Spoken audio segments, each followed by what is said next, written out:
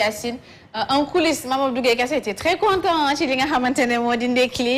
Mamadou Gueye Kassé maa ngi lay nuyu di la dalal. maa ngi lay fay Aïssata di la nuyu bu baax di nuyu Sénégalais yi àdduna bi yëpp di am mbégte di teew fii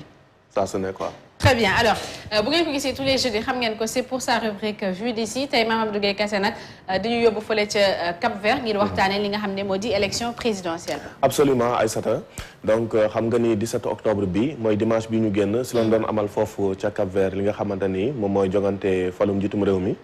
kii di José Carlos Neves moom moo ko gagné José Maria Neves moom moo ko gagné. moom mooy Charles Akibode nekkoon kenn si ay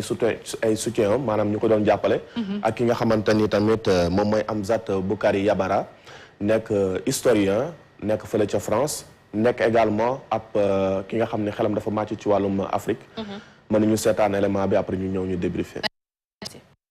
TikTok Sénégal. dibéer fukki fan ak juróom-ñaar octobre bi Cap-Vert daal di tabb njiitum réewam bu bees José Maria Neves daal di wutu ca bopp réew ma ki nga xam ni moom Fonseca gannaaw ba mu daal di jeexalee ñaareeli mandaawam moom candidat PAICV bi adversaire am bu MPD di Carlos Vega da ko daal di félicité mu doon ñeenteeli alternance ci réew ma Cap-Vert doon ab royukaay bu mag ci wàllum démocratie fii ci Afrique sowu-jant ci Afrique wante itam ci àdduna bi wëngal këpp Amzat Boukari Yabara moom bindkat la xelam màcc ci wàllum taarix wante itam mu doon ki nga xamante ni day yëngu bu baax ci Afrique. Indépendant depuis 1975, donc un peu moins d'un demi-siècle. ba mu amee indépendance am ci atum 1975 ba léegi Cap-Vert mën nañoo jàpp ne ab l'exemple la ci mbirub démocratie mën nañ ko roy fii ci Afrique ak ci àdduna bi yëpp ndax musuta am ab coup d'état mu nekk constitutionnel wala ab militaire ab dëkk la boo xam ne daal gis nañ ko fa alternance démocratie yi xam ne yeneen dëkk yi dañ koy wut ñoom chaque jour ñu am ko te nekkul loo xam ne dañ ciy coow ndax nekk na jàpp nañ ne yoon la te nekk na loo xam ne ñëpp ko rafetlu mu nekk nag ci côté nguur gi maanaam ci présidence ba wala ca côté ñiiti pencum ndaw réew ma nekk na réew moo xam ne ñëpp rafetlu seeni doxalin ci mbirub démocratie. Également joue un rôle très important dans le modèle démocratique que représente ce pays. Cap-Vert di ab république semi-parlementaire maanaam exécutif bi nguur gi ku ko yor doo ëpp doole fa nga xamante ni moom mooy ca pencum ndaw réew ma loolu lee moo tax sax démocratie am daal di dëgër bu baax a baax Charles Akibode moom consultant la ca UNESCO nekk itam ki nga xamante ni xelam dafa màcc ci wàllum taarix moom jàppale bu baax ki nga xamante ni moom mooy njiitum réew bu bees di Cap-Vert daal di am ndam. Il essaye de marquer l'histoire. gis nga seen réew moomee li ci neex moo di ne njiital réew mu suñ toogee rek xam na ni ñaari mandat képp la am xalaatul sax di wax ne dafay def ay ñett wala leneen lu ci am maanaam ay jixi jaaxa amul ci foofee moom su ñëwee rek xam nañ ne constitution bi lu leer lañ ko waxal lu leer lay def te ñi nekk ci assemblée bi itam lu leer la ñuy woote moom nag li ko desee mooy ñëw liggéey ngir réewam mu jëm ci kanam waaye foofee moom amul ay ñett ak ñaari mandat yi wala déedéet. loolu lee kii di Amzat Boukari Yabara gis ne lu baax la ndaxte day tax njiitum réew ma du def lu ko neex du mën a buum di buum mi comme yenn saaye lu ñuy faral di ko nemmeeku ci yenn réew yu nekk fii ci diwaanu Afrique. Il me semble important. loolee su amee dafay andi yenn saa yi yenn rëq-rëq yu ñu gis ndax benn nit rek wala ay groupe nit wala yenn saa yi sax ab nit ay groupe yoo xam ne ñooy ànd ñoom ñooy xool lu ñuy doxal ak lu ñuy dindi ci biir réew mi loolu tamit day tax ba liiti frustration yi ñiiti mer ak di wax système bi baaxul yooyee duñ ko fa gisee noonu opposition bi mën naa liggéey ci ndax delloo ginnaaw ndax régime semi parlementaire lañ nekk am na kàddu gi mu wax te président de la république itam liggéeyam xam nañ ni mu koy doxalee ndax loolee muy def ñeneen ñi nan lañ koy defee li ci mel ne chancellerie yi am ca Allemagne ak yeneen ñu mel. li am foofu ca Cap-Vert waroo loolu ak lu am ci réew yu bari yu nekk fii ci Afrique centrale te nga xamante ni lu ñuy salfaañee lii di démocratie naka noonu tamit ak doomu aadama li nga xamante ni ñu bari dañu koy ñaawlu coup d'état yi tamit mais ni tuleeki ngir ñaari kàngam yi jàpp nañu ni société civile yi ak ñi nga xamante ni dañoo am kàddu bu baax ci askan wi dañoo war di wax di jouer seen rôle bu baax ngir su ko defee li ni mel bañ a am. TikTok Sénégal. alors Mamadou Gueye Kassé kan mooy José Maria Neves di njiitu réew bu yees bi ñu tabb fële ca Cap-Vert. alors Aïssata question boobu dinaa si sawar lool xam nga José Maria ñala bu baax a baax ci wàllum politique foofule ca Cap-Vert ndaxte socialiste la moo ngi bokk ci parti bi di parti africain pour l'indépendance du Cap-Vert ñu gën koo xam ci PAICV di parti historique bi di parti bi nga xam ne moom moo ëpp doole foofule ca Cap-Vert moom nag nekk na njiitum jëwriñ yi lu toll ci fukki at ak juróom maanaam 15 ans nekk na ko premier ministre ci atum 2001 ba atum 2016 si jamono ki nga xamante ni moom moo fa nekkoon président te mu jóge fa jamono ji di José Carlos Fonseca te nga xamante ni moom moo fa nekkoon njiitum réew donc moom moo nekkoon foofu lii di njiitum jëwriñ si jamonoom ba muy nekk njiitum jëwriñ yi am na yu bëri yi nga xamante ni nemmeeku nañ ko moom mooy établissement des rapports entre Cap-Vert ak réewum Chine wante itam signature benn partenariat bu am solo jëm ci wàllum tourisme ak Union européenne wante itam si ba muy nekk premier ministre si la ñu nemmeeku pour la première fois de l'histoire du Cap-Vert jigéen ñi ëpp doole ci gouvernement bu Cap-Vert si jamonoom également ba muy nekk premier ministre ba tey ci atum 2001 ba 2016 nemmeeku nañu ay réalisation yu bëri yu jëm ci infrastructure ay aéroport ay port yu ne également structure yu jëm ci wàllum tali ay hôpitaux ay route yu bëri ko nañ ko ba muy nekk premier ministre. alors Mame Abdou Guèye Kassé ci wàllum Cap-Vert lan moo tax mu nekk ñu war ko mën a jàppee référence ci Afrique wala ci àdduna. xam nga Cap-Vert moom démocratie représentative la maanaam régime politique bi c'est une république semi-parlementaire maanaam dafay obligé mu cohabiter ak parlement bi te parlement bi souvent jiite ndaxte tey jii boo xoolee législative yi maanaam élection falum député yi atum avril weerum avril la woon parti bii di MPD mouvement pour la démocratie moom moo ko gagné donc ñoom ñoo ëpp doole foofu ca pencum ndaw réew ma ndaxte parlement ba 72 sièges la MPD moo ngi am 38 parti bii di PAICV te nga xam ne jamono ji moom moo toog ca bopp réew ma moom moo ngi am 30 sièges léegi nag sooy xool constitution bi foofu dafa gën a jox doole kii di njiitum jëwriñ yi maanaam premier ministre bi comme lu am Allemagne chancelier bi doole sax président bi moom day ñëw rek pour saytu action gouvernement bi di contrôler également nu exécutif bi di doxee donc loolu moom moo am Cap-Vert constitution bi nga xamante ni ñoom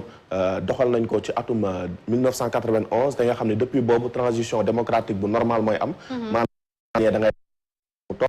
depuis boobu ba tey loolu nañu nemmeeku foofu maanaam constitution bi charte nday réew mi dafa gën a jox doole kii di njiitum jëwriñ yi di premier ministre bi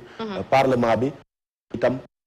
président bi moom day saytu rek action gouvernement bi donc il est obligé mu cohabiter ak premier ministre bi ndaxte premier ministre bu fa nekk instant yi muy Ulysse Correa et Silva moom moo nekkoon itam Carlos Fonseca maanaam ki nga xamante ni def na ñaari mandat moom ndaxte depuis 2011 moo ngi toogoon foofu ca bopp réew ma 2011 2016 donc 2016 la tàmbali mandat am si 17 octobre bi ñu génn donc kooku également continue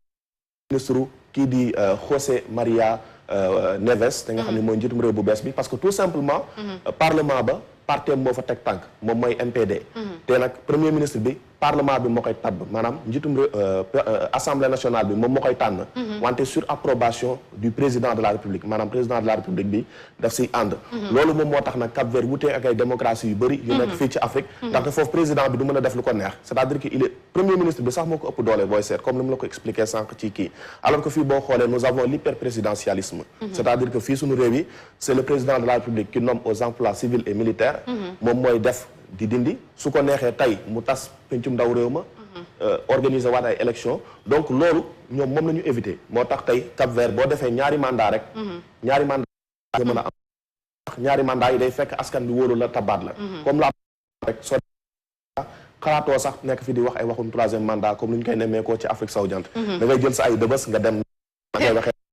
yow toog loolu moom moo tax Cap-Vert tey nekk une référence à travers le monde mais également sooy xool ci wàllum reddition des comptes maanaam nu ñuy saytoo bonne gouvernance et cetera moom référence absolue la à travers le monde parce que chaque année da ngay gis rapport Transparency International di wax ni sooy xool Afrique benn réew kese mooy am moyenne par rapport ak indice de lutte contre la corruption muy Cap-Vert parce que ñoom dinañ dépasser li nga xamante ni moom mooy la barre des 50 points sur 100 soo xoolee par exemple réew bu mel ni Sénégal depuis 2015 on stagne sur la même place maanaam Sénégal 45 points lay am maanaam suñu réew mu ngi ci zone rouge bi lu jëm ci wàllum reddition des comptes malgré le fait que ñu créé ay CREI ay cours de répression de l'enrichissement illicite OFNAC et cetera mais Cap-Vert loolu dafa nekk jubal bonne gouvernance dafa nekk li nga xam loolu yëpp li ko waral moom mooy semi parlementaire régime semi parlementaire bi ni am na ci représentatif dañu am benn peuple bi nga xamante ni dañoo mature kenn xàmmewu leen ci wàllum violence dañuy ñëw voter ku gagné ñu encouragé la félicité la fête la célébrer sa victoire. Cap-Vert daal amul ni oui ni non. non ñoom dafa leer c'est non. voilà c'est ça. alors dañuy terminer rek ak li nga xamante ne moo di caractéristique économique bu réew bi. ci wàllum keew ci wàllum koom plutôt. naka la ñu mën a xaymaa réewum Cap-Vert. alors xam nga Cap-Vert ay sata booy xool instant yi ñoom seen population bëriwuñu noonu ñu ngi toll ci 580 000 habitants. te booy xool ci diaspora foofu ñuy dund ca réew ma. ndaxte boo déggee ñu naan la Cap-Vert archipel la maanaam ay îles yu bëri la. ay îles yu bëri moom moo formé nekk Cap-Vert. ñu dund ci réew yu mel ni Sénégal wala ci bitim réew ñoom ñoo ëpp foofu ñu dund foofu te ñooñu également dañuy contribuer bu baax ci PIB bi produit intérieur brut bi par rapport ak envoi yu ñuy def foofu diaspora bi xaalis bu muy dugal foofu mais boo xool également économie comme bu Cap-Vert dafa dépendre bu baax a baax ci li nga xamante ni moom mooy tourisme maanaam 25% ci PIB bi dafa dépendre ci tourisme bi parce que Cap-Vert comme ni mu la ko waxee dafa am ay endroits paradisiaques maanaam même seen plage yi c'est des eaux turquoises te xam nga tubaab bi dañoo bëgg loolu donc chaque année ay limu yu am solo ci ay tubaab bokk ci Union européenne dañ fay ñëw di fa def tourisme mais également à travers le monde beneen kii bi mooy que ni le pays dépend beaucoup de l'aide au développement comme la plupart des pays d'Afrique comme ni mu la ko waxee seen population bëriwul mais il y a tout un système qui fait que le Cap-Vert quand même s'en sort très bien mais lu ko gën a lottal moom mooy crise économique bi nga xamante ni mbas mi moo ko jur ndaxte réew mi ba crise bi amee ba tey jot naa dund li nga xamante ni moom mooy récession maanaam si wàllu ci 14,8% donc banque jàpp na ni croissance bi yéegaat maanaam téeméer boo jël ñeent poñ yu toftal ñeent donc maanaam comme bi mu ngi waaje ñëwaat nànk-nànk ndaxte keroog la autorité décision xamante ni moom mooy frontières yi donc tourisme bi daal di reprendre donc mën nañu jàpp ni fii ak diir Cap-Vert mooy place am bu mu doon joué bu baax ci wàllum koom-koom en tout cas am na solo bu baax a baax Mamadou Gueye Kassé yóbboon ñu tey ba Cap-Vert ñu lay jaajëfal bu baax a baax Kassé. merci beaucoup Aïssata di am tout le temps mbégte di ñëw fii donc di waxtaan ak yow si sujet yu mel nii ak également sénégalais yi ak waa àdduna bi yëpp di ñu seetaan. c'est ça merci beaucoup c'était très intéressant Mamadou Gueye Kassé qu'on retrouve inchallah la semaine prochaine ci beneen numéro jeudi lay doon mercredi tous les mercredis de 16h à 17h c'est ça. ñu koy am ci diplomatie ci iRadio. donc ñu préciser ko rek donc avec le nouveau programme iRadio xam nga iRadio lundi bi. 18 octobre la am li nga xamante ni moom mooy ñetti at donc ku wax ñetti at wax ay changement yu bees programme bu bees donc xam ngeen seen émission diplomatie la doon am bu ñetti waxtu jotee ba ñeenti waxtu léegi nag ak programme bu bees bi dañ koy yóbbu ba 16h 17h donc chaque mercredi mën ngeen ko jàpp ci iRadio 16h 17h ak li nga xam ne tamit moom mooy suñu plateforme digitale yi tout le temps ñuy waxtaan ak yéen si ay sujets yi nga xamante ni moom moo internet bi yu nekk fii mais également ci bitim réew. très bien diplomatie moo ko téye ci même réew la plus grande émission boo xamante ne ci wàllum diplomatie lay dox Mamadou Gueye Kassé moo koy def fii ci iRadio